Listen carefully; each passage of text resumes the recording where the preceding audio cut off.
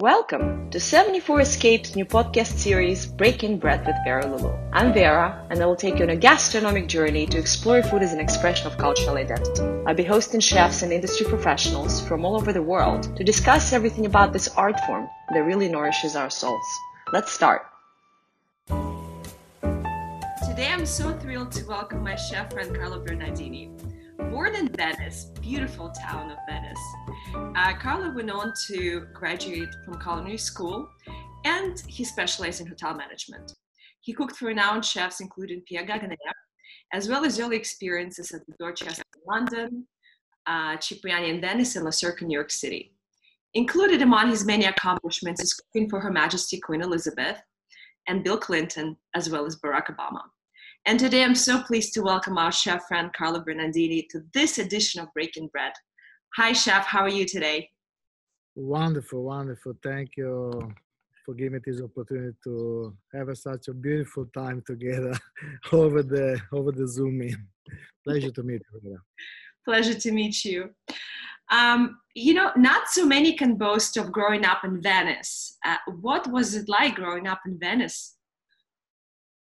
I wish everyone could grow up in Venice because it's such a unique city that really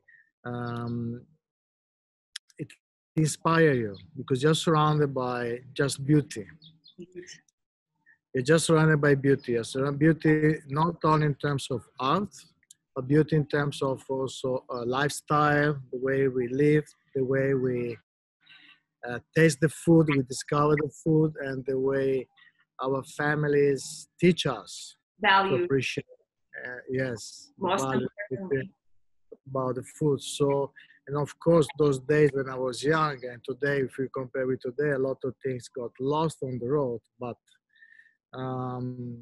it was an experience as a child, spending my time there with my family that really made me grow later on in my career.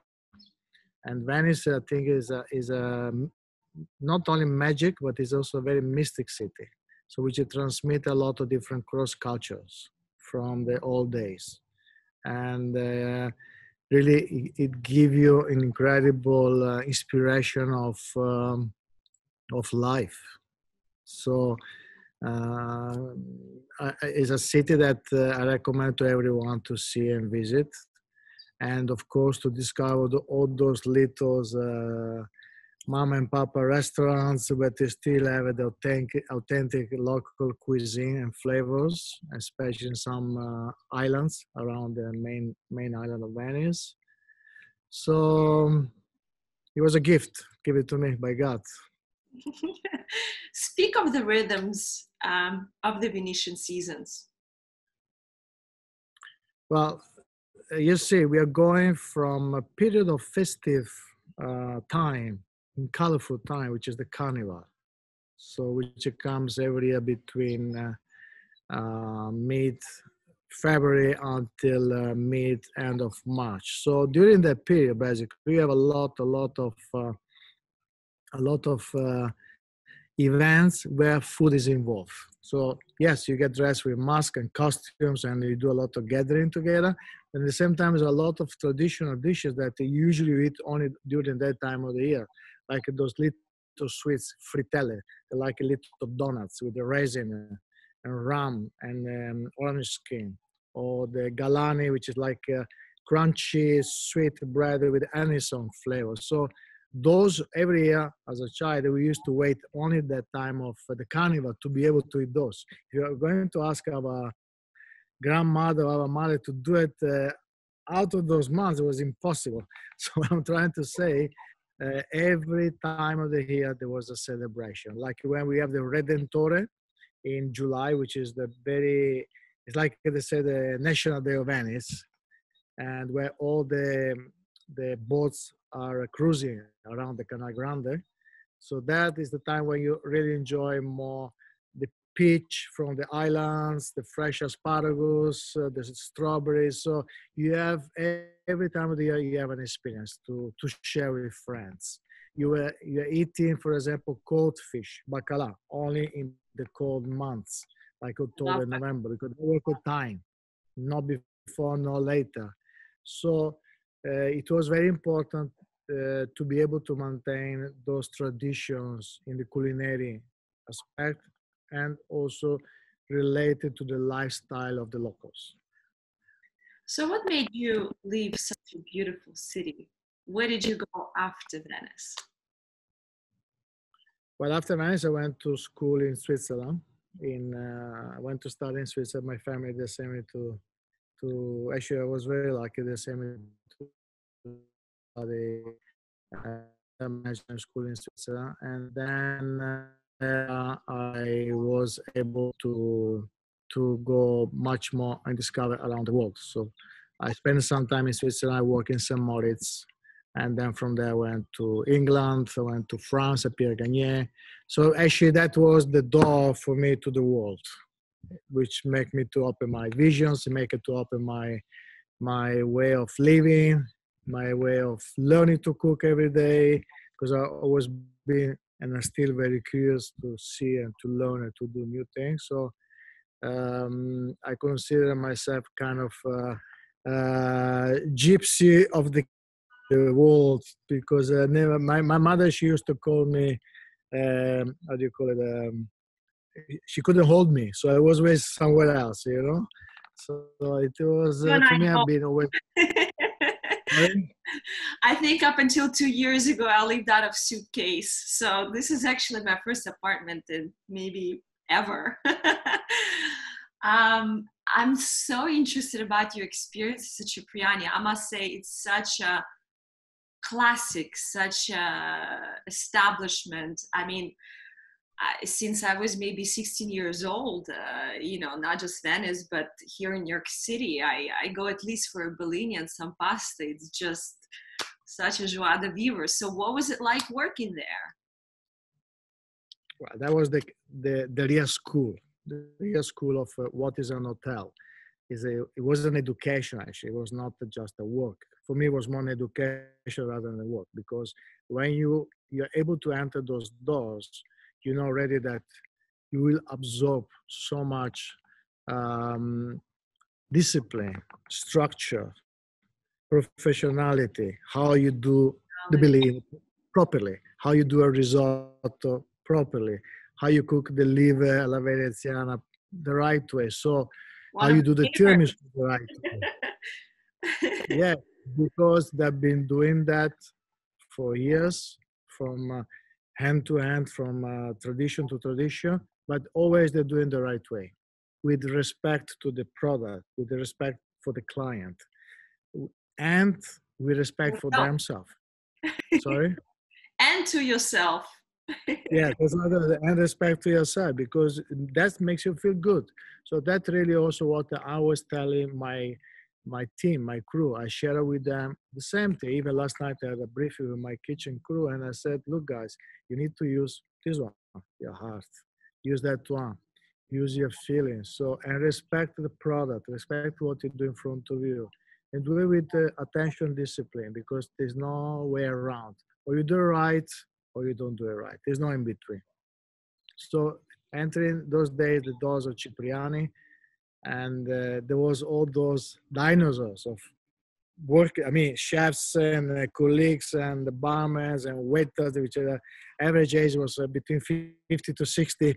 You know, it was really, it was really, for me, I was like with eyes open and try to learn everything with Navigate. my eyes because also, yes, because also you are very intimidated to ask questions. At a young age, you are very shy. You don't know, so you are very intimidated to ask questions. And one of my greatest teachers was told me just learn with the eyes and take the secrets with the eyes. See the movements of the hands. And See how they're moving. curiosity. And be curious. Yes, curiosity. This is very important, Darren. So I suggest anyone who has the opportunity to still try to knock to that door and go through that door. And really, I wish them to have an amazing experience out of this. So do you still cook cipriani at home? Because I know I do. If I'm not able to go to the restaurant, baked tagliolini, liver. Do you still cook for yourself, or Cipriani style? I do cook Cipriani style. Well, I don't call it actually only Cipriani. I like to cook Venetian food. Let's put in there because Cipriani cuisine is a very local cuisine. It's from that land. It's from that sea. So it's a very grounded cuisine. And yes, I do cook those still today, those traditional dishes. So not only because I enjoy them, but because also um, when you bring at the table guests, you see the smile on their face. It's a great pleasure. People are not, people are not, guests are not bored. So still to enjoy it after so long, so many years. And tell me about your famous anchovies and how you cook them. Well, just out of the little boats, we have a beautiful bay here where we are, and we have a gentleman which every couple of days show up with few things what he catch from the local sea. Yeah? So when I get the anchovies, just out of the boat, we clean them fresh with our hands. I don't wash them, just use sometimes sea water to raise them and just simple a bit of crushed salt, black pepper, olive oil. I squeeze our beautiful green lemons that we have on the trees here with my hands, and a bit of parsley, and sometimes I add a bit of chili too because I like a bit I of love, spicy. I love spicy stuff. Yeah, and because yeah, I like to give that kick, Kick. you know. Yes, that, the smile. And then I like to finish with a bit of green lemon zest or fresh lemon zest on top. And really, when you add in your mouth, or nice crunchy crostino, it's perfect. And a beautiful glass of Chardonnay next to it, even better. I think that would be my last meal on earth. Anchovies with I like to fresh salt. Yep, on a beautiful bread with great butter, French butter, and a glass of wine, or even a digestif after, and that would be my last meal on earth. And good tomatoes on the side. I like to them also to do them crispy fried, Oh, but delicious. I use that with corn flour. Mm-hmm. That's I do use corn flour. So you have also the crunchiness of the corn flour on it, and yeah. a very little spicy aioli next to it, to cook. You dip it and go. It's a good technique as well, I think, I personally really love sardines and red mullet. I think those are three best fishes for me. Yeah, red So mullet, I underrated. love it as well. Yeah. And so you actually did live in New York City and you worked at Le Cirque. When was this and what was it like? Tell me. Well, it was very early. It was Nice. 1992. Yeah, This the was the time, prime time. prime time in New York, it was very different than what you're experiencing today in New York, for sure, no doubts. I can only imagine. People were very different. I remember how attention were putting just to bake the old potato, which was going to the table with the melting butter and white truffle by Danielle. So there was the city of the time, again, great maestro of the cuisine, bless you. He was a great maestro of the classic cuisine because Sirio Maccione was one of the pioneer actually in those years coming all the way from Tuscany as a young waiter and the build up of their career. So I think it was, yeah, I consider it was the pioneer really to open the door of the United States market in terms of fine dining restaurants, the classic cuisine. And again, for me, it was a great school of working with professionals. We're all Europeans in the kitchen those days. So outside in the dining room, all Italians. In the kitchen, mostly French. So, which actually was a great balance. You bring the French discipline and the technique Technique. melt combined with the Italian charm at the dining room with the clients. So, if now that I think in that way, yes, really the energy was working very well. And this city was a great coach in between. So yes, I really learned beautiful days, long working hours, hard, tough, skinny boy, and tired. Tired all the But time. So but you basically there's no worked in experience. the kitchen. And how long did you stay in New York? Nearly 1 year I stayed there. It was 10 to 11 months I stayed. Yes, and it was a wonderful time, really. I truly enjoy. Everyone was very nice to each other. Everyone was supporting each other because they know how tough was to leave your own country, and there was there was good. How can I say? It was a good positive way of working together. There was no like tough moment of or how can I say, or people were really cold to each other. No, people were very nice, binded together, which also I think that what made the success of such establishment was there. So, and I believe CEO was a great master to make all this great harmony all together to work.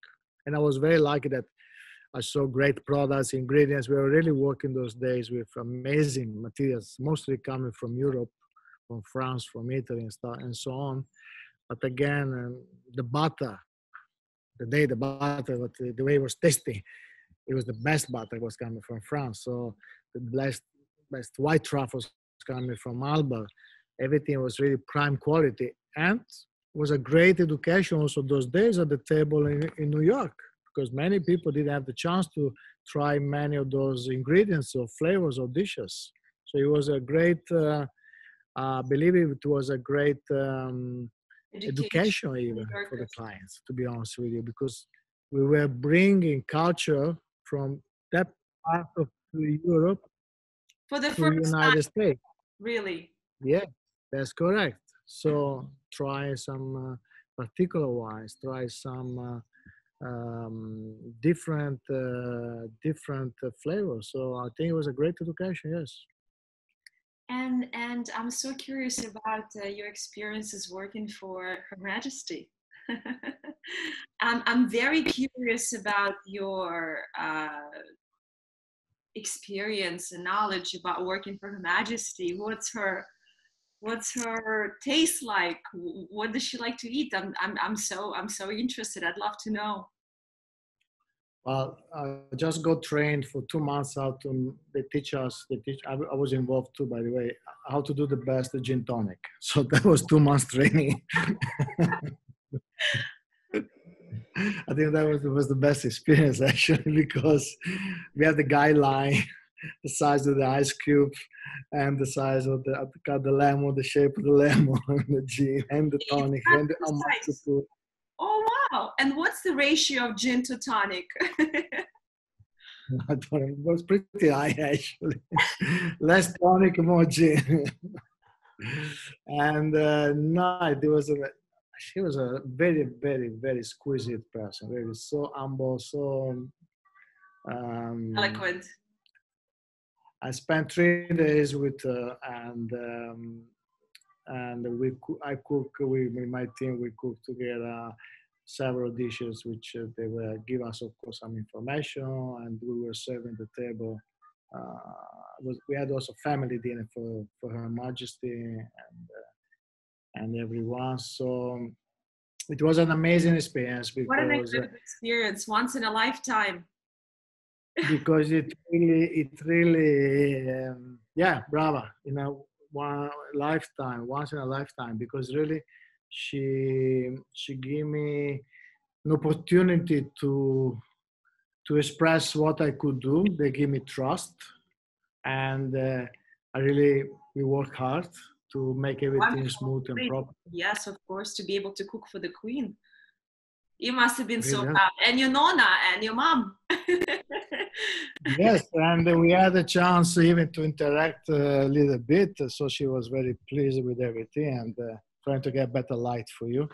So I believe it. I mean, it was an amazing experience, which I can never forget. And also, what also was very very happy that she sent me a beautiful letter, hand sign to thanks and everything. I mean, there's so much caring for who is around them also, which I think is a great for everyone. It's not only a dinner or a job. It's to be able also that people, they recognize what you're doing, the effort and the time and the dedication. So I was very lucky. I'm very curious about her. Tell me one meal that you made for Her Majesty. What her taste like? What did you cook that you can remember that she absolutely loved? I will never forget because I was very stressed what to do, what not to do, and everything. And I said, okay, let's go with simplicity. And simplicity, what I did was it was a time of the green asparagus. So we made a nice risotto with the green asparagus. And then a filet of sole with a crust of pistachio. And then I did a rack of lamb, which I use as I spread it with a tapenade of black olives in a very light morel mushroom sauce, very, very light. And we did a very simple but very light, she asked for that, creme brulee with fresh raspberries.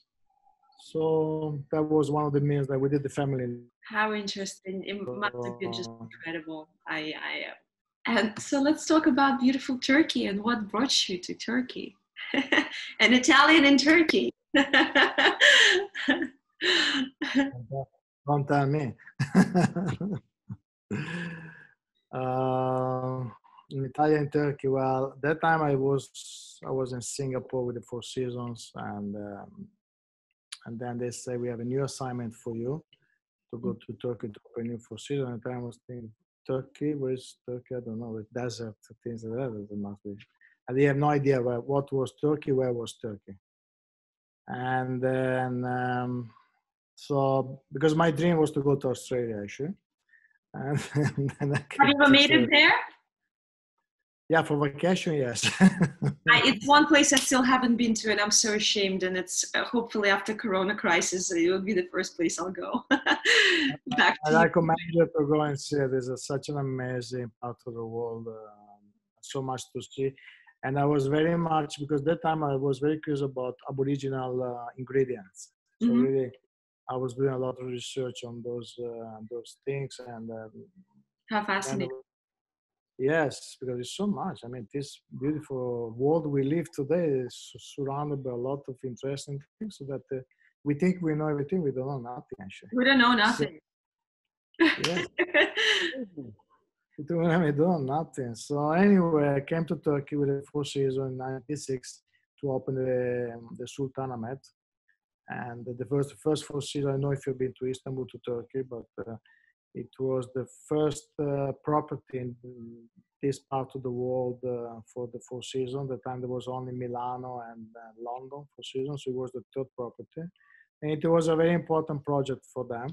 So when I came, it was pretty hard at the beginning because coming from Singapore, you know that you have any kind of ingredients you want from all over the world. You have access to everything. And that time was very limited, the market, yeah? Mm-hmm. And in 97, we managed to open the hotel, and we were the first pioneers to do a lot of new cooking methods, different in the market, because all the other properties and restaurants were cooking very traditional and very, how can you say, old-fashioned. Not to sound snobbish, no misunderstanding, but I want to bring a different way of cooking, more light, more Mediterranean. A twist of Asian, because I was spending time in Asia. So I was in Japan, in Hong Kong, and Singapore. So I want to bring a bit of spice or twist, in the Mediterranean cuisine. And it was a great experience. I stayed 3 years at the Four Seasons. Afterwards, the company, they sent me to open the first Four Seasons in Cairo. And then from Cairo, I went to London. Then from London, I said, I'm going to take a break now. So I took a break. And I from cooking or from traveling or everything together? Mentally, which means give it time for yourself, because when we work, we forget ourselves. You must have been on an overload completely. Yes, I was very tired. So I said, okay, game over. I took time for myself, few months to travel, relax, look around, slow down, think, observe, and then things start to come to me. That. I think a lot more people should do that. I do believe so. Also me now, from next week when we are closing down the villa here in Bodrum, I'm gonna take a nice long time to go and see things that I couldn't do for the past few months, even though these days it's more difficult to travel, but at least I want to travel within the country to see what I couldn't see until now. Actually, I want to give some time for myself to that I needed, To to refresh, recharge. recharge, Yeah, to recharge, to eat refresh, food. to So see places, to see places. Yes. absolutely. Uh, so, and yes, I've been in Turkey since. Then I came back to Turkey in 2002, and I established my own catering company here in Turkey in 2005. That's how I met the Queen. Actually, it was 2006, the Queen. So that's how I met the Queen. Then I met Mr. President Clinton and the other guys. So it gave me a lot of exposure because I was the only foreigner who established a catering company in this country. So as an Italian, it really people love Italian cuisine and everything. So it gave me really a great opportunity to develop the company and to establish a solid ground for our business. So basically, since a couple of years, I'm spending my summertime in Bodrum at the Villa Machacazè, which is the Mhm. property which I'm operating. And it's a beautiful place here, which is overlooking an amazing bay, which the name is Paradise Bay, because it's surrounded just by green and turquoise water. You see through, see fishes, you see beautiful clear crystal water. So, and we are surrounded by an amazing olive trees garden. And we have a lot of herbs. We are surrounded by so many fresh herbs all over. Thyme, sage, rosemary, lavender, oregano, whatever you like it. And we are very lucky because we have a lot of local farmers which are organic, and we are supporting them with organic ingredients. So I even buy seeds for them. I bring it from Europe. So it's a great, how can you call it? It's a great synergy working together.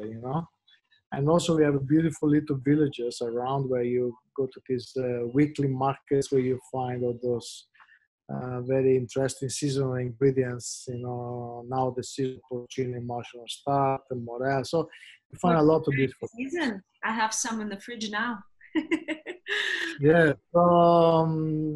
And I truly enjoyed to be in this part of Turkey because it's an amazing place. So, and we have great clients coming from all over the world. And here I'm very flexible because I express what I feel for them in terms of cooking.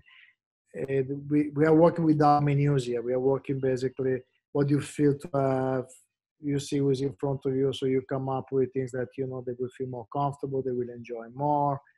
And I'm calling actually spontaneous cuisine It because sounds like such poetry to me, and I, uh, I count the days until I can come next summer and visit because up until you now it's will, just.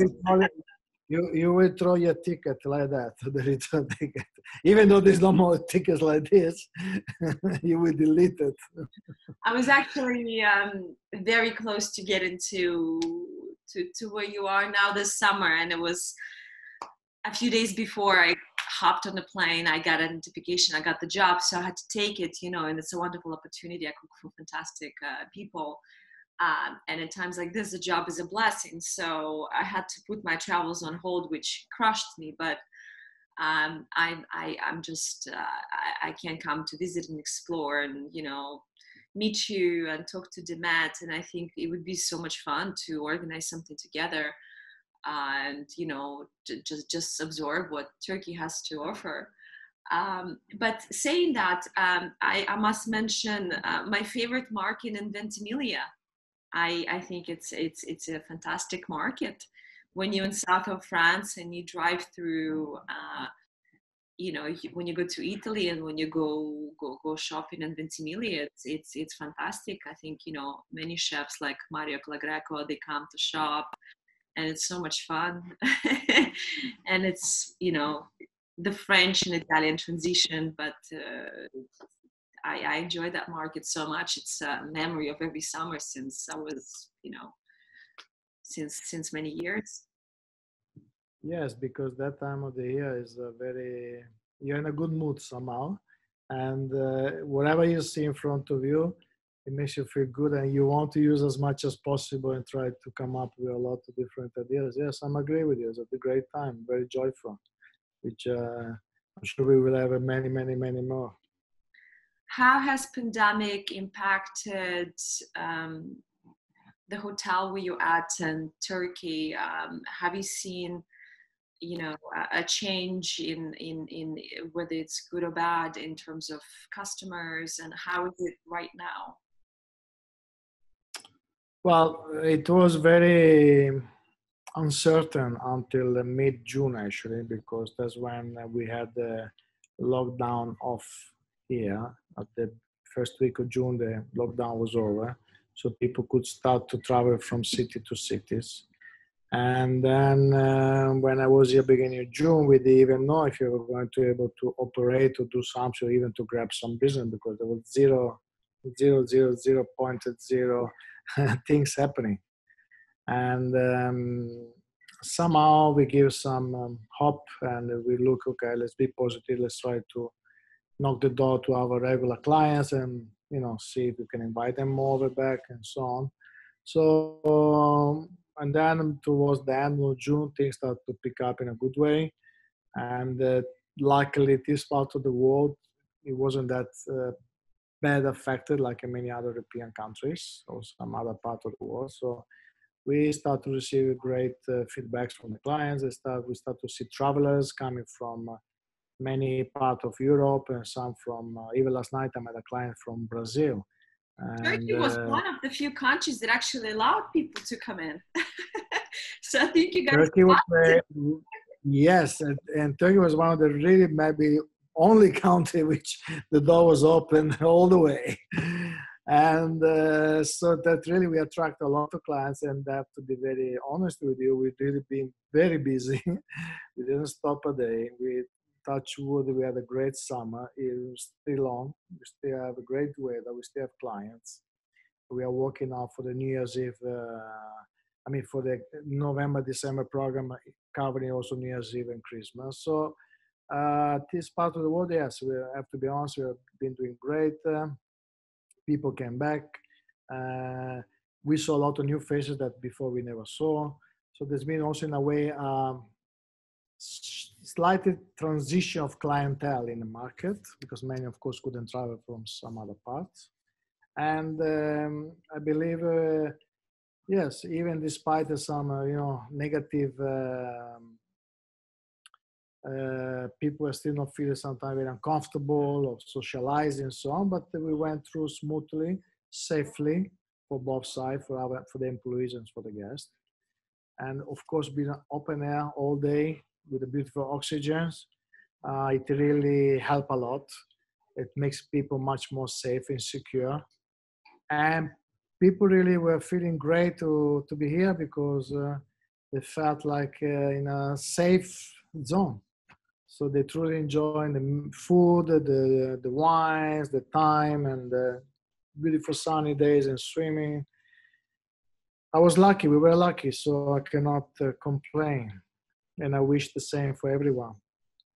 Chef Carlo, it was such an honor and such a pleasure to speak with you. You have such an incredible, inspiring bio and philosophy, and I hope and I count days until next summer, which is how many months, where we can sit down and share a glass of grappa with Demet and our friends, and have some anchovies. And I cannot thank you enough for your time. I know how busy chefs are.